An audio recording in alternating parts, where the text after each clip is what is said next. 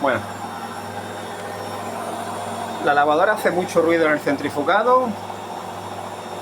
Muchas veces notamos que el tambor se baja hacia abajo.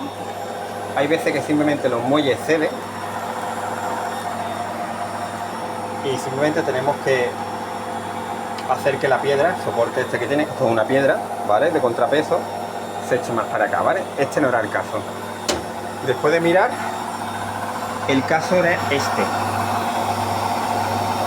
¿Veis esa correita de ahí?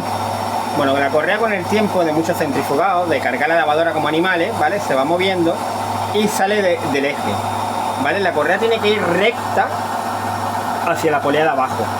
Si no va recta hacia la polea de abajo, empieza el tambor a vibrar así y hace muchísimo ruido dentro durante el centrifugado y aparte se nos puede partir la correa, ¿vale? Que no pasa nada, que es por una correa nueva, porque los técnicos cobran 50 o 60 euros por venir, ¿vale? Cuando haga ruido, revisad que las cogidas de los muelles estén bien.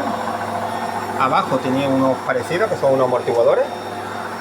Si veis que está bien, es la correa.